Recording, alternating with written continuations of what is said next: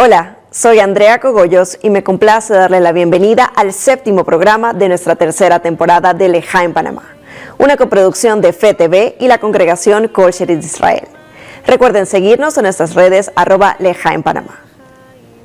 En esta ocasión tenemos el gran placer de recibir al protopresbítero Alejandro Elbrigi de la Iglesia Ortodoxa Griega de Panamá, quien conversará con Monseñor José Domingo Ulloa, arzobispo metropolitano, y el rabino Gustavo Kraselnik sobre su decisión de seguir la vocación religiosa en sus respectivas tradiciones. Por favor, démosle la bienvenida.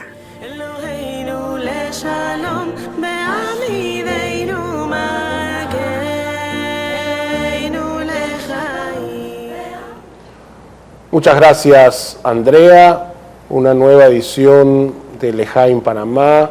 Muy felices de recibir aquí en nuestra casa, como es habitual, para conversar con nuestro querido amigo Monseñor José Domingo Ulloa Mendieta, arzobispo metropolitano, y en esta ocasión con un invitado especial que nos da mucho placer y un gran honor recibirlo aquí en nuestra casa. Se trata del protopresbítero Alejandro Elbrigi, párroco de la comunidad ortodoxa griega en nuestro país. Bienvenido. Vamos a comenzar con nuestro invitado especial para que la audiencia de Lejá en Panamá pueda conocerte, una presentación de ti, de la comunidad griega en nuestro país. Es para mí también un inmenso honor, placer estar aquí con ustedes, compartir este espacio de encuentro, de fraternidad, y que podamos seguir fortaleciendo los lazos de hermandad en nuestra querida Panamá. Cuéntanos un poco de la comunidad ortodoxa, cuántos miembros tiene. Bueno, nosotros en Panamá tenemos una estimación de alrededor de 2.000 miembros entre griegos originarios y sus descendientes, ya que Panamá tiene más de un siglo o casi un siglo y medio de estar recibiendo migrantes griegos en este país. Por otra parte, nosotros tenemos algunos datos importantes de que por lo menos desde el siglo XVI ya habían en Panamá primeros griegos que llegaron en la época de la colonia. Entonces la presencia griega no es algo tan nuevo en este país. Sin embargo, en el último siglo esa comunidad se ha fortalecido, esta comunidad se ha hecho robusta al punto que vio la necesidad de construir sus iglesias y construir una comunidad, construir una escuela para mantener el idioma, construir unos espacios para mantener la cultura y mantener la religión. Son tres cosas importantes que se realizan en nuestro entorno: la religión, la lengua y la cultura.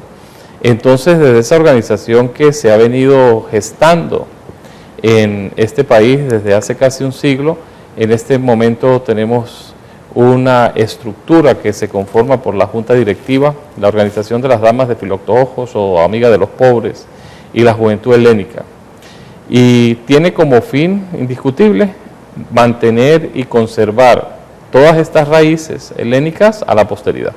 Muchas gracias. Y pensando que somos 3 líderes religiosos que estamos reunidos aquí, creo que es una buena ocasión para hablar sobre la vocación, ¿no? Ese llamado, esa motivación que nos hizo escoger cada uno en el marco de su tradición religiosa, el servicio a Dios, a la comunidad. Entonces, Monseñor, quería un poco escuchar la historia de ese llamado, ¿no? Es un don de Dios poder estar junto con cada uno de ustedes. Yo creo que estás tocando un tema fundamental, la vocación, la llamada. Y lo curioso es que cada uno tenemos como nuestra propia historia vocacional. En primer lugar, hablar de vocación es hablar de respuesta a una llamada de Dios. En mi caso son de esos casos medio curiosos.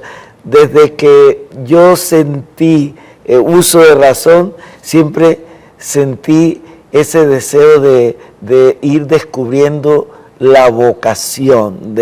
En mi mente desde pequeñito, siempre mi ideal era llegar a ser sacerdote. Después llega todo un proceso que no sabía cómo ni dónde, ¿no? Lo que sí yo intuía era que esa experiencia de Dios me llamaba como a entregar mi vida para servir a los demás, ¿verdad? Y de ahí, así muy brevemente, viví mi niñez, adolescencia, mi juventud, y ahí llegó el drama, ¿verdad? ¿Qué hacer? Todavía no sabía, estaba en mí esto de qué quiere Dios de mí. Me ingresé a la universidad, tuve 3 años en la Facultad de Agronomía, pero después la experiencia en la pastoral juvenil me hizo descubrir que había un seminario en Panamá y dejé la universidad, entré al seminario en 1978 y ahí cambió totalmente mi vida. En agronomía pensaba ser pastor de hombre de la tierra y te tocó ser hombre de comunidad. Exacto, pensaba, si algún día yo llegara a ser sacerdote, esta carrera me serviría para poder ayudar un poco a la gente en lo del campo y organizar, ¿no? Bueno, exactamente, sonrío porque me siento identificado un poco con la historia. Yo recuerdo que cuando mi familia es profundamente religiosa, y recuerdo que a la edad de 4 años, mi profesora de kinder dice a los niños, no sé, era como el primer día de clase, el segundo no sé que era muy temprano en el año, y dice, cada uno haga un dibujo de lo que quiere ser cuando grande.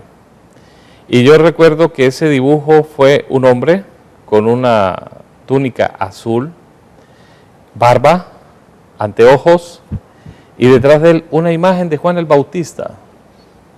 Entonces la maestra me pregunta, ¿por qué dibujaste eso? Y dice, así quiero ser yo. Entonces, muchos años después, cuando yo me veo al espejo, y tal día como hoy, porque un color que me gusta vestir en mi hábito religioso es el azul, y me veo frente al espejo con lentes, con anteojos, con barba y vestido de azul, veo que ahí está realizada la idea que tuvo ese niño cuando tenía 4 años. Entonces, ya desde los 4 años, más o menos, yo sentía la inclinación y el llamado de Dios a servirle. Y aunque en el camino fue muy tumultuoso, porque ocurrieron muchas cosas en el camino, Dios todas las cosas las apuntaba hacia lo mismo, ser sacerdote, cumplir con esa misión. Y resulta que aunque yo tenía ese deseo interior, hubo un momento en que yo ya dije, desestimo la idea, la desestimo completamente, y ahí fue donde Dios la concretó. Porque como es bien sabido, en la iglesia ortodoxa podemos tener la vocación, pero es la iglesia quien llama. Y es la iglesia quien elige y dice, tú puedes ser sacerdote. Entonces ahí fue donde yo recibí ese llamado. Recibí una llamada telefónica donde me dicen, tú sabes que hemos pensado y tú estás de acuerdo. Entonces vino todo ese proceso de poder entrar hacia el sacerdocio. Entonces, en ese recorrido también ocurrieron muchas cosas. Estudié teología, estudié filosofía, educación, hice carrera pública, hice muchas cosas, pero todo apuntó a ser sacerdote. Entonces ya en este momento, con algunos años de sacerdocio recorridos, tengo el entendimiento de que todo Dios lo realiza conforme su voluntad, y todo, bueno o malo, lleva a ello. Qué historias más interesantes. En mi caso, yo decidí a los 13 años que quería ser rabino, en el momento de mi bar mitzvah, cuando los jóvenes se acercan a la sinagoga en esa transición a la adultez, por 2 razones. En primer lugar, hubo una especie de renovación, un movimiento. Cuando mis recuerdos de chico es que la sinagoga era un lugar de gente mayor, ¿no? Recuerdo ir a visitar a mis abuelos, pero no a una actividad espiritual significativa. Pero vi un movimiento que renovó el judaísmo y que volvió a la sinagoga a un lugar muy atractivo, con plegarias inspiradoras, con música, con sermones que convocaban. Y yo dije, a mí me gustaría eso para mí, ¿no? Me gustaría la sinagoga como lugar de referencia y el púlpito como lugar para poder contribuir a la comunidad, ¿no? Liderar a la congregación. Y cuando todos pensaron que era una de esas cosas pasajeras de un niño que cuando quiere ser futbolista o bombero, ¿no? Yo decía que quiero ser rabino, que ya se me iba a pasar. Sin embargo, aunque era un largo camino, porque tuve que ir a la universidad, nuestra formación nos demanda un título académico, siempre estuvo mi vocación muy clara, y 15 años después, a los 28 años, entonces recibí de mis maestros la ordenación rabínica, ¿no? El título de rabino, haciendo realidad aquel deseo que sentía tan profundo en mi corazón. Así que, bueno, gracias por estos testimonios que nos dan una perspectiva profundamente humana en esta conexión con lo divino y el llamado y la vocación. Y seguiremos hablando del tema. Ahora regresamos contigo, Andrea.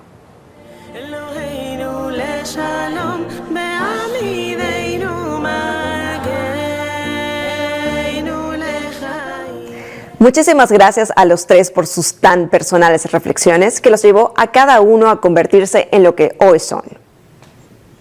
Ahora les invito a ver el video Arqueólogos en Israel. Espero lo disfruten. You can create a very nice story even of a tiny coin which you find in the end of the world. To be an archaeologist in Israel, it's a great privilege because every aspect of our life has a direct connection to the history.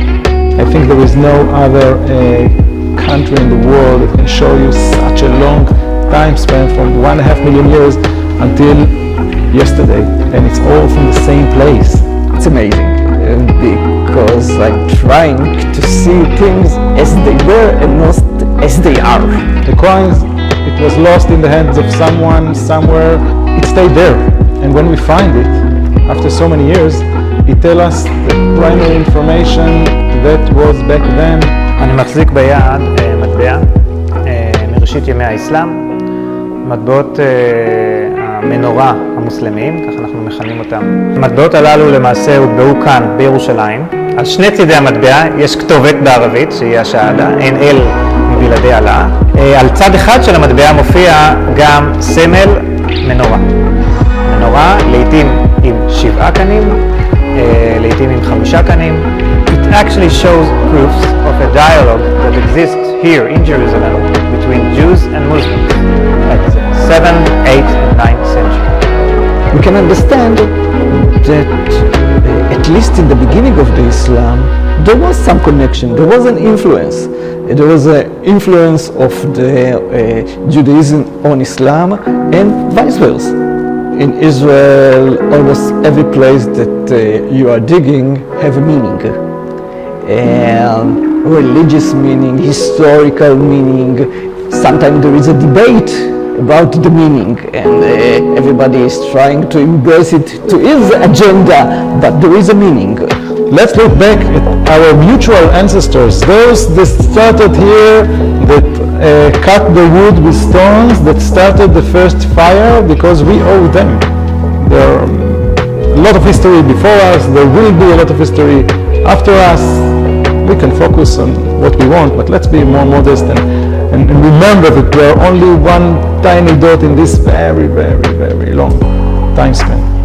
The combination between the field work and the research and the stories behind is what makes this work fascinating.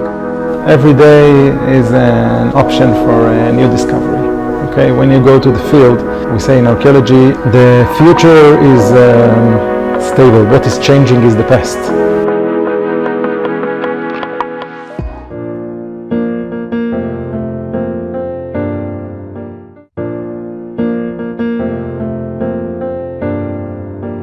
Ya estamos de vuelta. Espero hayan disfrutado el video sobre lo que significa ser un arqueólogo en la tierra milenaria de Israel.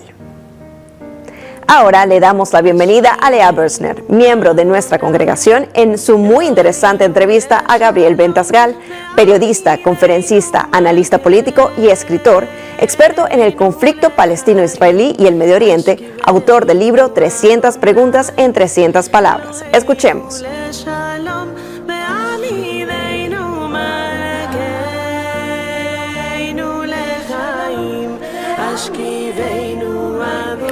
Bienvenidos una vez más a otro segmento de entrevista de tu programa Lejaim Panamá. Hoy con un reconocido invitado, Gabriel Bentasgal, periodista que además tiene otros sombreros, entre esos como analista político especializado en el Medio Oriente y autor de libros. Gabriel, bienvenido. Un placer, Lea, gracias. Para empezar, cuéntanos primero un poco sobre ti. ¿Quién es Gabriel Ventasgal, tus diferentes facetas y tus últimas obras literarias? Mira, yo ante todo aspiro a ser un buen judío. Me gustaría estar recordado como alguien que intentó ser un buen judío. Me encanta. En el camino, cuando alguien quiere ser un buen judío, indefectiblemente tiene que ser un buen ser humano, ¿no? Me formé en varias carreras, ahora estoy estudiando abogacía y creo que hay 3 cosas que son fundamentales para un ser humano y es 1, juntar hierro, o sea, juntar conocimiento. 2, pensar que siempre estás a mitad de camino y que todavía hay un montón de cosas que uno tiene que hacer. Y 3, tener una buena cultura del fracaso. Cuando algo no has hecho bien y has fracasado, contarlo a los demás. Esa es la única forma de tomar perspectiva y animarse a seguir fracasando hasta que uno tiene éxito. Gracias por esa tan linda introducción e inspiradora también para mí. Me encanta lo de ser un buen judío y casualmente, hablando de dejar legados, tengo aquí uno de tus libros, lo muestro para que lo vean, 300 preguntas en 300 palabras, una gran obra y muy completa que sale en el 2019.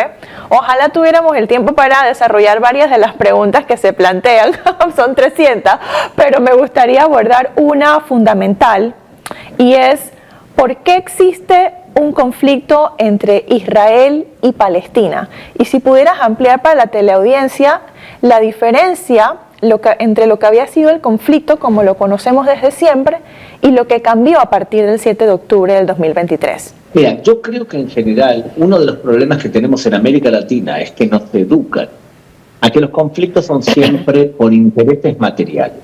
O sea, los conflictos son por petróleo, por agua, por tierras, por el canal de Panamá o por lo que sea. ¿Está bien? Ese tipo de educación tiene cierta lógica quizás en América Latina.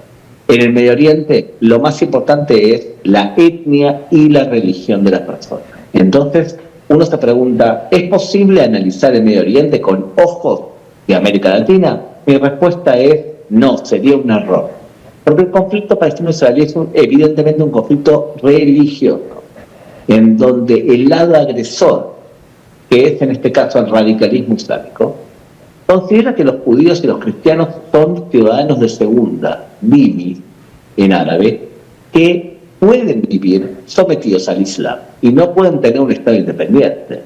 Si uno entiende eso, también se puede concluir por qué los cristianos son tan perseguidos en el Medio Oriente, por qué son asesinados y por qué, entre otras cosas, hay violencia en Europa, promovida por inmigrantes musulmanes, porque consideran que el cristiano y el judío debe estar sometido a la única verdad. En este sentido, el radicalismo islámico es el agresor. Ha hecho atentados como el 7 de octubre del 2023, pero ha hecho un montón de otras acciones hostiles. Entonces, cuando tú escuches que alguien hable del Medio Oriente y no se especializa en religión, y menos en radicalismo islámico, te aconsejo que intentes cambiar de canal porque hay un montón de programas más interesantes en los medios de comunicación. Entonces, entendiendo esa marcada diferencia de la que hablas entre un conflicto territorial y uno religioso, el posicionamiento del grupo terrorista Hamas, mal llamado grupo de resistencia, y la evolución que ha tenido, ¿qué tendría que pasar, teniendo en cuenta este escenario, para alcanzar un acuerdo de paz? ¿Es posible la paz en el Medio Oriente tomando en cuenta todos estos factores? Cuando eras niña y todavía tenías otra fe de alguna manera, ¿tú creías que era bueno, te educaron a que era muy bueno salir a conquistar a la fuerza a todos los indígenas en África, por ejemplo? ¿Te educaron a eso? No. ¿Te educaron también que tenías que asesinar a otra religión o a otra creencia por el hecho de pensar en otros dioses? No, en lo absoluto. Muy bien. ¿Sabes por qué? Porque si tú hubieses vivido en la Edad Media, puede ser que ciertos principios doctrinarios te hubiesen motivado a salir a conquistar África, a cristianizar al mundo. Pero el mundo cristiano, cuando digo cristiano, no lo digo en términos de América Latina central, y es que al cristiano se lo conoce como iglesias evangélicas, ¿ok? Estoy hablando de toda aquella persona que cree en Jesús como Mesías. Si tú eres una persona cristiana, hoy una persona cristiana se ha reformado, se ha modernizado, ha cambiado de forma de ver el mundo. ¿Por qué? Porque ha evolucionado la religión. Y hoy te puedo decir que el mundo cristiano y el mundo judío van de la mano en una especie de armonía pocas veces vista en la historia. En paralelo a eso, el Islam como religión tiene una faceta muy violenta, como era quizás, o peor creo yo, el cristianismo en la Edad Media. Esa faceta violenta se puede reformar, primero si fracasan, y segundo si hay un ajuste filosófico interno. O sea, el radicalismo islámico debe evolucionar y modernizarse, y debe haber una reforma de los propios musulmanes para que grupos como Al-Qaeda, Hamas, Hezbollah, países como Qatar, no fomenten el radicalismo islámico. Y no depende de Occidente. Occidente solamente puede ponerle un freno al radicalismo islámico, pero tiene que ser una reforma interna dentro de la propia religión cuando asuman que el camino por el cual están llevando a sus fieles no es el correcto. Entonces, de alguna forma, una de las cosas que tendría que suceder primero es el aceptar que pueden existir y converger pacíficamente varias religiones, diferentes religiones, no solo en Israel, pero en el mundo, porque eso es lo primero que tendría que suceder. Totalmente. Mira, si tú piensas que el judío y el cristiano son dimis, ciudadanos de segunda, y si tú crees que el mundo se divide en dos, entre lo que es Islam y lo que será Islam, es algo positivo, no eres un radical. Es por eso lo que te digo, yo creo que el mundo judío cristiano está viviendo una luna de miel en muchos sentidos, desde hace muchos años, que no es lo mismo que vemos con cristianos y judíos en el Medio Oriente. Es un tema interno, y por eso hay que fomentar la tolerancia religiosa, porque en el Medio Oriente el problema es esencialmente religioso. Y siendo así, ¿qué actores tendrían entonces que involucrarse para de alguna forma fomentar este proceso, entendiendo que desde donde debe nacer quizás no es donde va a ocurrir? Occidente y la cultura occidental debe tener confianza en lo que hemos logrado como humanidad y decir, hasta aquí llegamos. Yo no acepto que una mujer sea sometida a ablación de clítoris por una cuestión de fe. Yo no acepto que la democracia sea algo optativo. Yo no acepto que la diversidad religiosa sea algo cuestionable. Occidente tiene que derrotar a los radicales. Y el problema que hay es que dentro de Occidente hay muchas fuerzas que no están dispuestas a eso, o que piensan que no es algo bonito lo que logramos como humanidad. En ese sentido, tener a las fuerzas de la luz y las fuerzas de la oscuridad bastante bien identificadas. Tenés por un lado a personas que quieren crear democracia y que quieren fomentar el éxito personal, y tenés al mundo woke, en donde no hay verdad absoluta y en donde se levantan pancartas no intelectuales, y en donde puedes encontrarte con una feminista levantando un cartel de Hamas. ¿Qué lo une a esa feminista con un cartel de un grupo que persigue y ejecuta a feministas? ¿Qué los une? Bueno, el odio a la modernidad, el odio a los valores occidentales. Esa unión, que es ilógica completamente, no tiene mucho de intelectual. Y es por eso que en general no voy a encontrar grandes luminarias intelectuales en ese tipo de personas woke. Y hemos visto también que tanto las feministas, también como grupos LGBT, se han visto afectados por mucho de esto radicalismo. Aún así, hemos visto que ambos grupos, como tú bien mencionas, pues de alguna forma apoyan también este radicalismo de Hamas, lo cual es totalmente contradictorio, ¿no? Irrisorio. O sea, estoy apoyando a alguien que de alguna forma está en contra de mi propio derecho a existir, como ya sea en base a género o orientación sexual o la razón que sea, pero no le gusta, no me permite mi derecho a existir de alguna forma. Vea, no le pidas a estas personas integridad intelectual. Lo que los une es el odio hacia la modernidad. Entonces, si lo que te une, la alianza es, la lógica de ellos es, Yo, feminista, me voy a unir con el radical islámico para destruir al sistema. Y yo tengo fe que cuando termine de destruir el sistema, yo me voy a imponer y voy a aquel troglodita que nos quiere volver a todos a la Edad Media, yo lo voy a derrotar. Bueno, este pensamiento me hace recordar a cuando la KGB decía que iba a utilizar a personas de extrema izquierda en cada país para que hagan la revolución comunista y destruir el sistema, y lo primero que iban a hacer una vez terminado este momento de gloria, iban a ejecutar a todos los que hicieron la revolución, porque son tan idealistas que eran los primeros que se iban a dar cuenta que la democracia no se iba a imponer después de la revolución. Gabriel, hablábamos de este radicalismo y hay mucha información falsa afuera en redes, inclusive en medios noticiosos serios. También han caído en no distinguir a veces si la noticia es correcta o no lo es. ¿Cómo podemos nosotros como ciudadanos del mundo poder de alguna forma distinguir entre una noticia sesgada, falsa? ¿Qué recomendación nos das para poder entender el conflicto con una óptica que realmente nos permita hacer esa observación neutral como debe ser, con los puntos cuales como debe ser? Ante todo, poner en duda la información que llegan de los principales medios de comunicación, porque se nutren de la información que les brinda Hamas.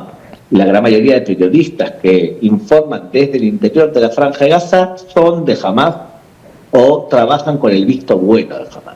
No producen información y entregan datos a medios de comunicación que son poco creíbles, como por ejemplo el número de muertos que hay en la Franja de Gaza. Entonces, lo primero es poner en duda.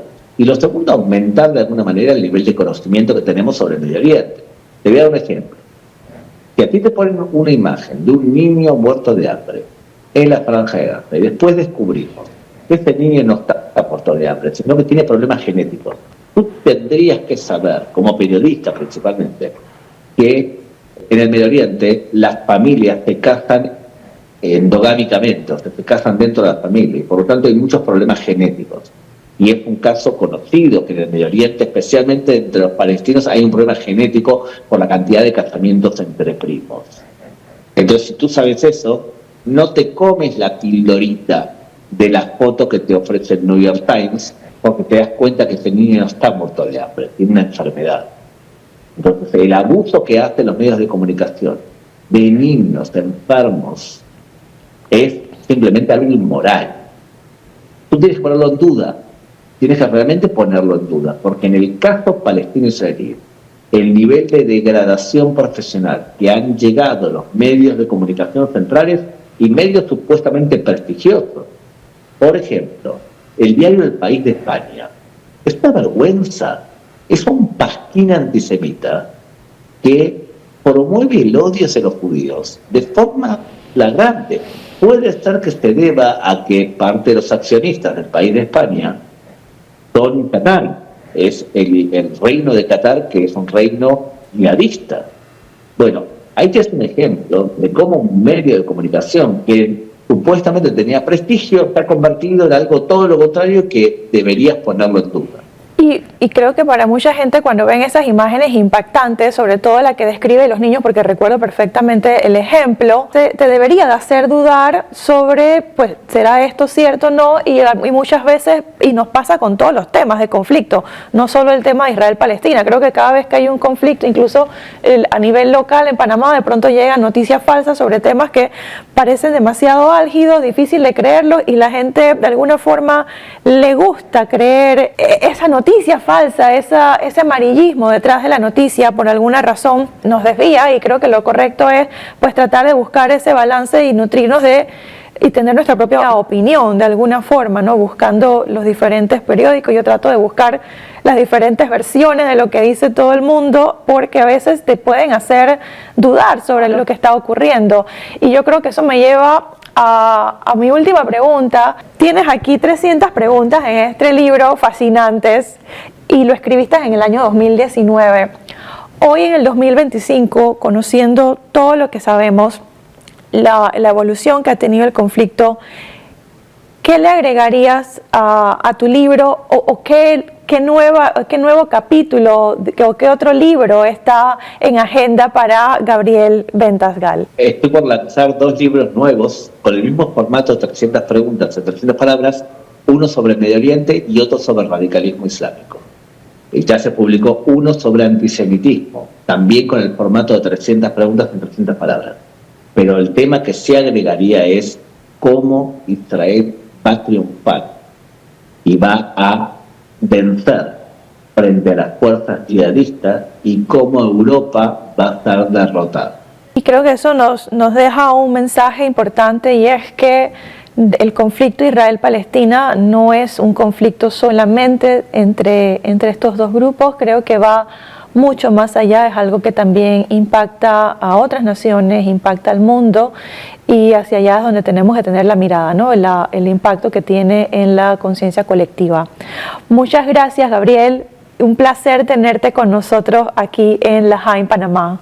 Un placer. Gracias, Lea. Gracias a ti.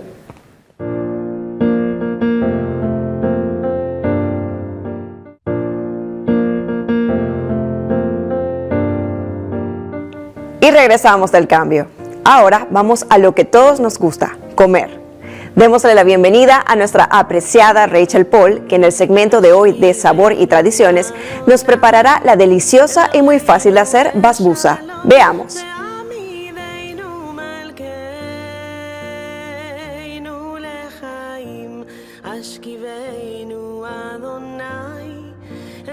Gracias, Andrea. Bueno, hoy en nuestro segmento de cocina, sabor y tradición les traigo un postre para chuparse los dedos. Estamos hablando del famoso basbousa o rebaní. Este es un bizcocho que se hace a base de sémola y es tradicional en el Medio Oriente y en el Mediterráneo. Cada país le pone su toque. Por ejemplo, en Egipto le ponen almendras. En Turquía le ponen yogurt y en Grecia le ponen coco. Así que nuestra receta de hoy va a tener un poquito de cada uno de estos elementos para hacer un postre delicioso. Miren cómo lo vamos a preparar. Bien, para esta receta vamos a arrancar con el sirope. Este es el sirope con el que vamos a bañar el bizcocho una vez sale del horno, pero queremos que el sirope esté un poquito fresco. Entonces, vamos a agregar en una olla 200 gramos de azúcar, 100 gramos de agua, y para evitar que se nos vaya a cristalizar el azúcar, vamos a agregarle unas gotitas de jugo de limón. Bien, esto lo vamos a poner a hervir hasta que se disuelva el azúcar, y una vez lo apagamos le voy a agregar el agua de azahar. El agua de azahar es el agua de la flor del naranjo y es súper aromática.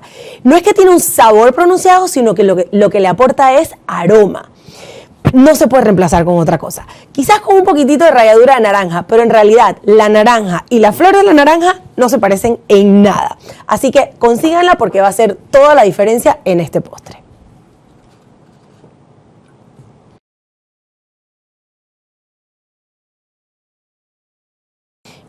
Ya hirvió, ya se disolvió, le voy a agregar aproximadamente unas 2 cucharadas del agua de azahar. Lo voy a hacer al ojo.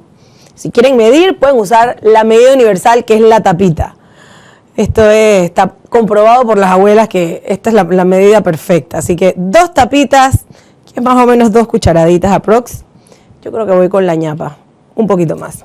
Ahí va, ahora sí. Que tenga bastante ese aroma delicioso al agua de azahar. Lo revolvemos. Y ahora sí, vamos a esperar que se refresque. Mientras eso ocurre, vamos entonces con nuestro rebaní. ¿Qué vamos a mezclar aquí? Sencillito. Todos los ingredientes directo al bol y luego al molde donde lo vamos a poner. Comenzamos con la semolina. La semolina es el trigo que no está totalmente pulverizado como cuando es harina normal. Entonces es más grueso y eso le da esa textura tan característica de este dulce. Aquí tenemos 200 gramos. Igual le vamos a poner allí todas las cantidades y nos pueden seguir en nuestras redes para que tengan todas nuestras recetas.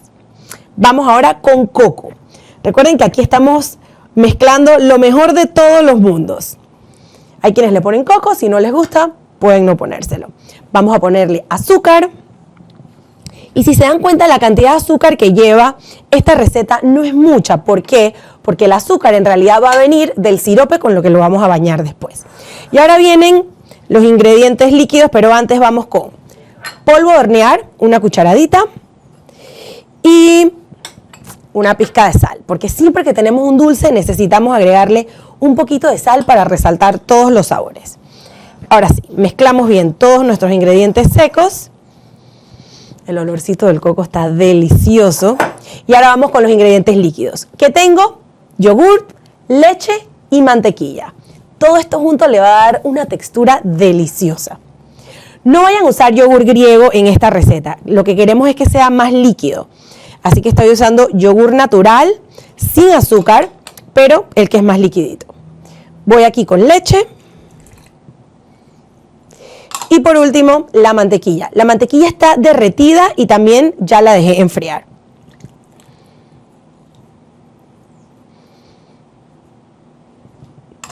Y listo. Voy a mezclar todos estos ingredientes con la espátula, con una cuchara, con el batidor de mano, con lo que tengan a mano.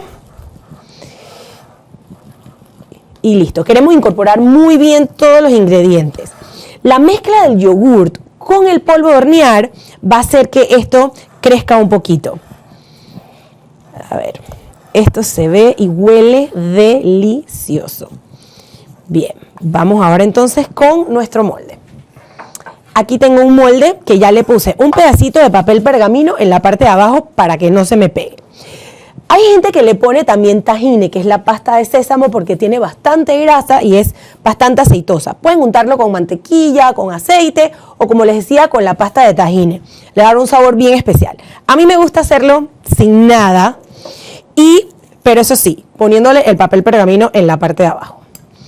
Vamos aquí.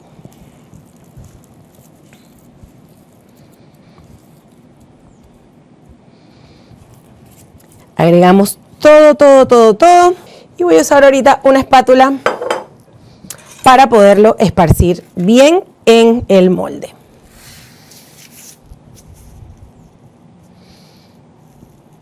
Algo característico de esta receta son los cortes en forma de rombos o diagonales. Y en el medio de cada uno de estos cuadros vamos a colocar una almendra. Dicen que esta almendra es un símbolo de prosperidad y abundancia. Así que vamos a ponerle la almendra. Todo eso ayuda. Ahora sí. Bien esparcida la mezcla. Esto está bello. Vamos a tratar de hacer los cortes más o menos por donde van a estar. Vamos a hornear esto 10 minutos. Lo vamos a sacar y vamos a reforzar esos cortes una vez más. Pero básicamente lo que queremos hacer es algo así. Pero como les digo, vamos a hornearlo 10 minutos y luego hacemos los cortes, les ponemos la almendra y lo terminamos de hornear. Así que al horno.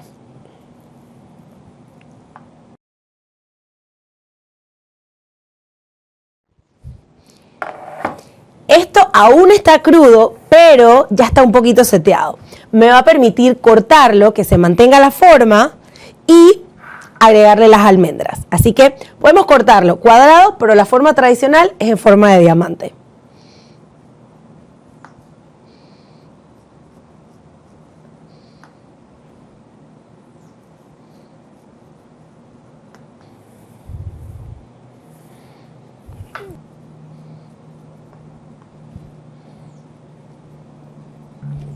Ahora viene la mejor parte, colocarle una almendra entera en el medio de cada uno de estos rombos.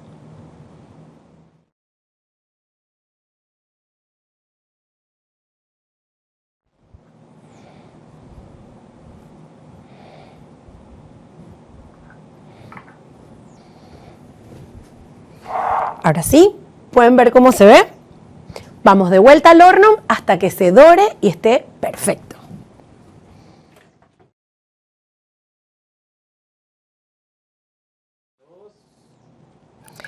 Ya tengo el dulce de sémola, calientito, recién salido del horno, doradito, y ahora lo voy a bañar con el sirope que hicimos al principio. Recuerden que este sirope tiene azúcar, agua y el agua de azahar, que es la flor de la naranja. Vamos a agregárselo por encima y como el bizcocho está caliente, va a absorber todo este sirope. Recuerden que no le pusimos mucho azúcar al mismo bizcocho, o sea que el dulce va a venir de este sirope que le estamos poniendo ahora. El olor que tiene con la mantequilla, el coco, las almendras y ahora el agua de azahar. Necesitamos mejor tecnología para que puedan oler en sus casas esto. A ver, vamos a ver si lo ponemos todo o dejamos un poquito. Yo creo que ahí va. Una más. Y listo. Ahora sí. Miren esa belleza. Miren qué perfectos quedan estos cuadritos. Muy fáciles de hacer, rapiditos. Y además deliciosos. Esto con un cafecito o con un té es la forma tradicional de servirlos. A ver. Y yo me voy a robar la esquinita, porque los chefs siempre nos comemos las esquinitas. A ver, miren eso. Suavecito, suavecito. Súper húmedo. Tiene el almíbar delicioso. Y ahora sí, la prueba final.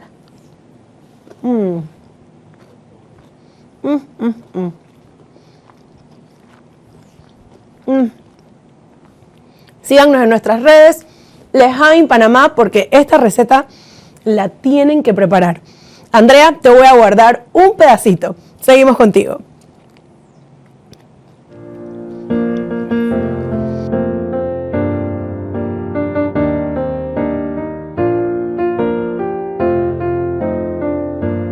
Deliciosa receta, ¿no les parece? Y tan fácil de hacer. Definitivamente que la prepararé en casa. A mediados del mes de agosto, por tercer año consecutivo, se realizó la Semana de Templos Abiertos, importante actividad promovida por el Comité Interreligioso de Panamá, en la cual 12 templos de distintas tradiciones religiosas abrieron sus puertas a todo el público de nuestro país.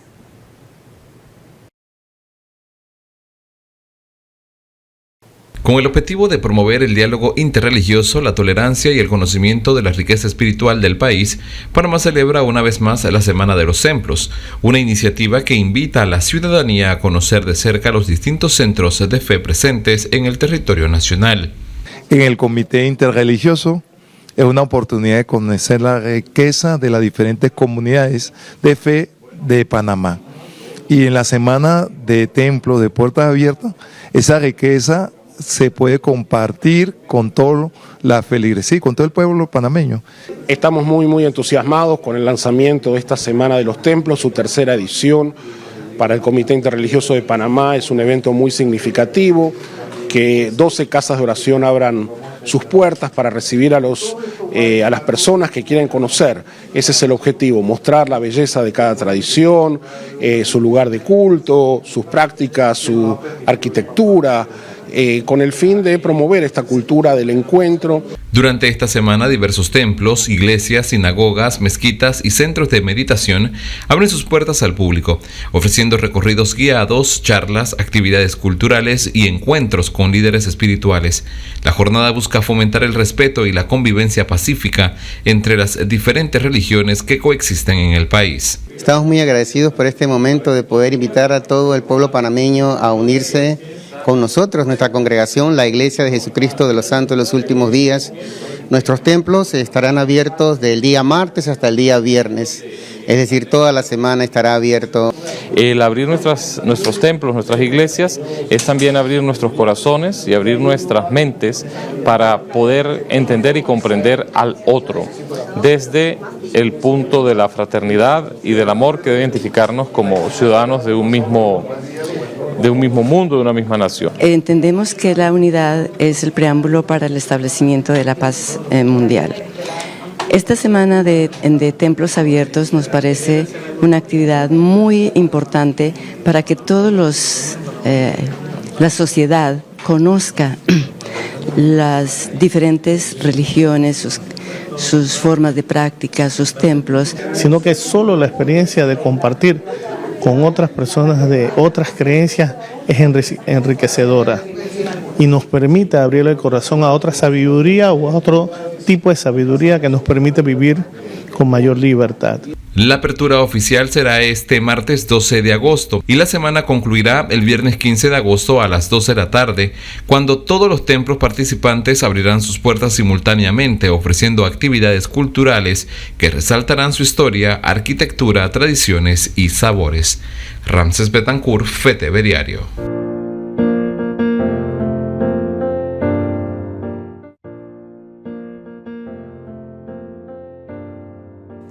Para cerrar nuestro programa de hoy, le damos la bienvenida nuevamente al protopresbítero Alejandro Elbrigi, a Monseñor Ulloa y al rabino Gustavo Kraselnik, quienes en esta ocasión conversarán sobre los desafíos de la religión institucionalizada.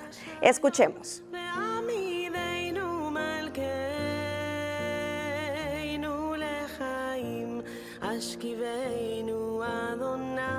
Muchas gracias, Andrea. Seguimos conversando con Monseñor Ulloa, con el protopresbítero Elbrigi de la Comunidad Ortodoxa Griega.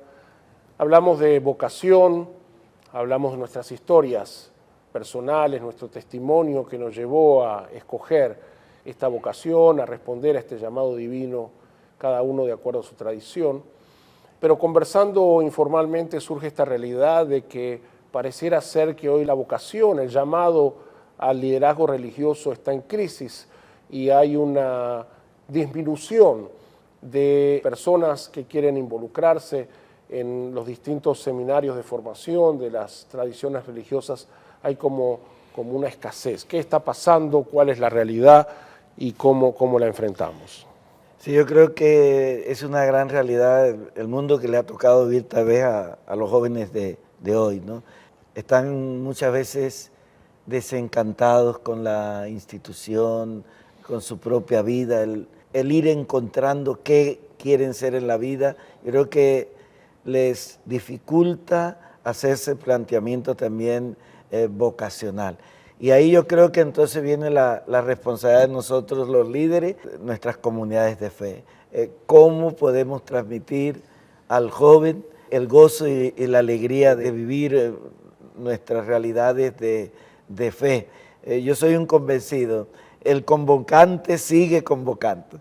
Lo que hace falta tal vez los interlocutores para llegar a estos jóvenes a los que el Señor está llamando y puedan decidir también vivir la experiencia que muchos hemos vivido.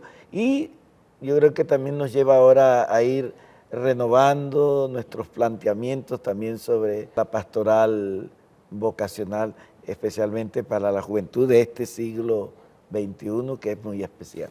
Bueno, el tema de las vocaciones sacerdotales es un tema tan importante, pero a la vez tan particular, porque en primero es la condición del candidato, ¿no? Su idoneidad. Y la idoneidad no tiene que ver con el estado de gracia o el estado de pureza, es un compendio integral, todas sus capacidades espirituales, humanas, intelectuales, emocionales, psicológicas. Entonces, muchas veces, en un mundo que ha relativizado todo, hace que estos factores carezcan en muchas personas. Y al carecer estos factores, el principal, el factor espiritual, eso anula la llamada. Porque el sacerdocio es una llamada sobrenatural y una llamada espiritual. Entonces, al no cultivar este principio espiritual en la vida personal de cada uno, está anulado para recibir la llamada que viene de Dios y de la Iglesia. Entonces los intereses dejan de ser sobrenaturales y se convierten en materiales, porque lógicamente que el sacerdocio es un servicio, es un ministerio de sacrificio, que dista mucho de la realización personal, desde lo económico, desde lo profesional, desde el ámbito social y del reconocimiento, porque necesita sacrificio y desprendimiento. Entonces, al momento en que el sacerdocio no tiene gloria humana, pierde interés, porque todos, de alguna manera, queremos ser grandes, pero grandes ante los hombres y no ante Dios. Entonces, y eso tiene que ver con la crisis espiritual, la crisis espiritual. Sin embargo, gracias a Dios, siempre el Señor provee de obreros a su viña, pero no deja de manifestarse en este siglo ese detalle que da crisis y que no puede o no deja que Dios se manifieste en el corazón de los hombres, el materialismo del siglo XXI. Entonces, fuera de eso, Dios siempre proveerá, como ya lo he dicho, de obreros a su viña, y la iglesia reza por ello. Y la iglesia ofrece los medios, por lo menos la iglesia ortodoxa, cuando una persona quiere ser sacerdote o siente la llamada o es convocado por la iglesia para hacerlo, y la persona discierne y acepta ese llamado, le ofrece el camino del monasterio para los hombres solteros, o el camino del sacerdocio secular, que es el de los sacerdotes en las parroquias y sacerdotes casados, y les ofrece todos los medios para que puedan realizar su vocación. Pero por lo menos para ir al monasterio tiene que haber un alto nivel de discernimiento espiritual, que es lo que en este momento está obcecado y opacado por la actual situación. Entonces la lucha de este tiempo es en primer lugar por promover la espiritualidad sana, que renueva el interior del ser humano y que le permite experimentar un encuentro personal con Dios y que le permite experimentar desde esta vida los dones de la eternidad, para que pueda entonces ambicionar el deseo de servir a Dios.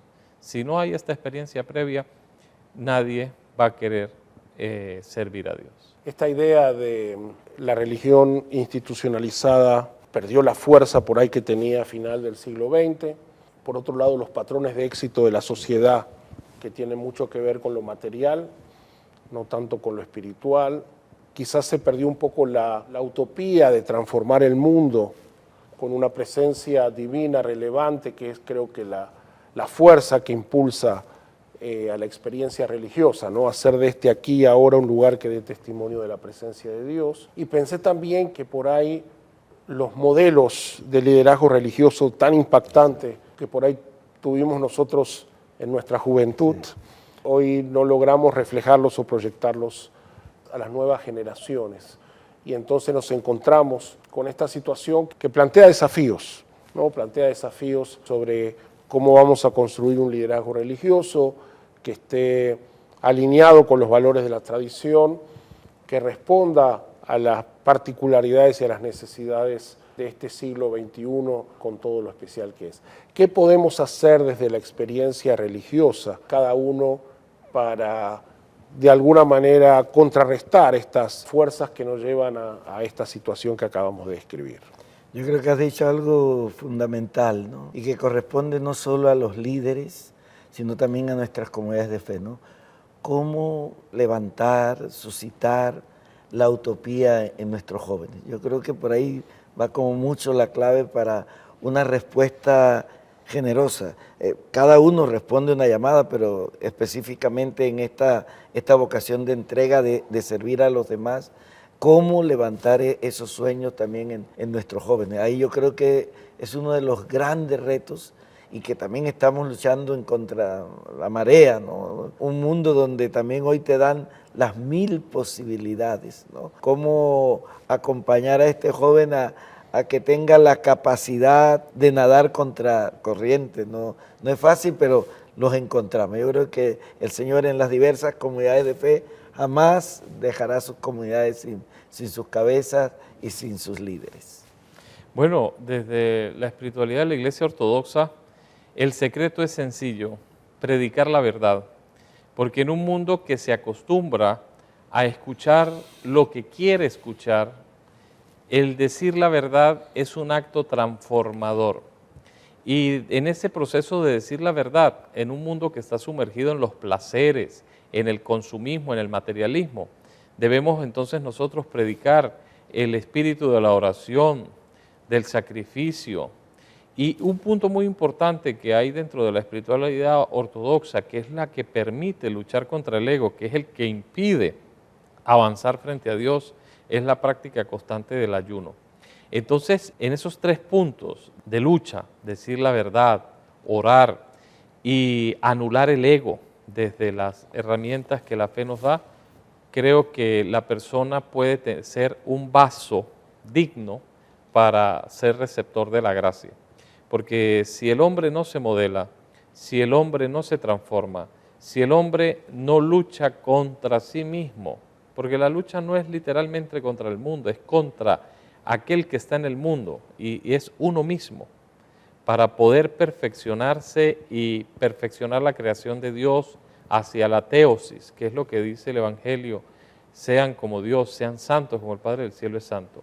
No hay otro camino para que entonces se pueda disponer a esa llamada, se pueda escuchar la voz de Dios y se pueda entender qué quiere Dios en la vida de cada uno de nosotros. La infelicidad del hombre actual radica ineludiblemente en el hecho de que como no conoce a Dios, no se conoce a sí mismo. Porque para conocerse a uno mismo, primero hay que buscar experiencia de aquel que me ha creado, a su imagen y a su semejanza. Entonces el misterio de Dios se revela en el corazón de aquel que escucha la verdad, que se conecta en la oración con la fuente de la verdad y reconoce en él la necesidad de parecerse a aquel que lo ha creado, que es el principio de toda la verdad. Bueno, nuestra convicción compartida de perfeccionar este mundo, de renunciar al ego y renovar la utopía, y qué mejor humilde testimonio que estar aquí los tres reunidos, cada uno desde su tradición y su compromiso en esta conversación tan significativa y profunda. Muy agradecido a ambos por esta oportunidad. Andrea, regresamos contigo.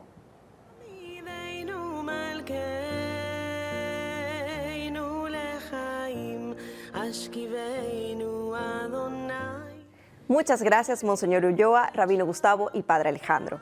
Su conversación nos deja con mucho para reflexionar. No puedo terminar sin agradecer a Charity Shop, que me proporciona el vestuario que utilizo. Charity Shop vende ropa de segunda para mujeres y hombres en excelentes condiciones y un porcentaje de sus ventas es donado a entidades benéficas sin fines de lucro. No dejen de visitarlo. Así, apreciados televidentes, llegamos al final de este programa. Nuevamente, muchas gracias por su atención. Recuerden seguirnos en nuestras redes sociales @LeJaimPanamá. Hasta la próxima.